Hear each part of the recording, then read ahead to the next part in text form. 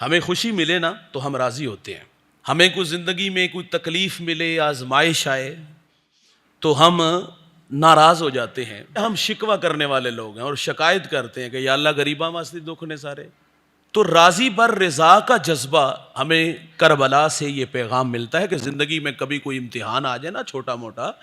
تو درگزر اور اس کو اللہ کی رضا سمجھ کے اس پہ سر تسلیم خم والا مزاج ہو۔ خوشی ملے تو خوش ہوتے ہیں، دکھ ملے تو ہم شکوہ کرنا شروع کر دیتے ہیں، شکایتیں شروع کر دیتے ہیں، یہ ساڑھے واسطی نہیں۔ اور دوسری بات یہ بھی ہے، ذوف اعتقادی بھی بڑی ہے،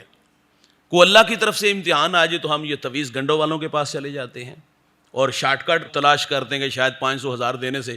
یہ بند فیکٹری، یہ کارخانہ چل دے، جو آزمائش آئی ہے یہ ختم ہو جائے۔ تو بعض اوقات اللہ کی طرف سے آزمائش سمجھ کے اس پر بندے کو صبر کرنا چاہیے۔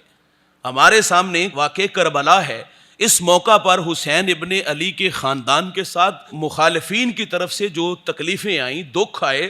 لیکن ان کی زبان پر ایک بھی شکایت کا لفظ نہیں تھا، بلکہ یہی کہا کہ مالک ہم تیری رضا پہ راضی ہیں، ہم نے آزمائش پہ صبر کیا ہے، اور اب تو بتا کہ تو راضی ہوا ہے کہ نہیں ہوا۔ لیکن ہمارے ہاں آزمائش آئے تو ہم اکثر لوگ، میں معذرت سے کہوں گا، ہم آزمائش میں پورے نہیں اترتے، ہم شکایت، ہم رب سے گلے شروع کر دیتے ہیں۔ تو کربلا کا یہ پیغام ہے دوست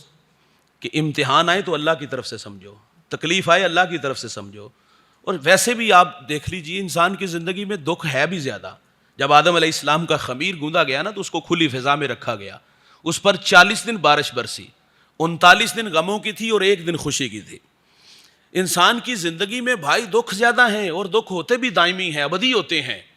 اور خوشیاں تو ہوا کے جھونکے کی طرح ہوتی آتی ہیں اور روٹ کے چلی جاتی ہیں۔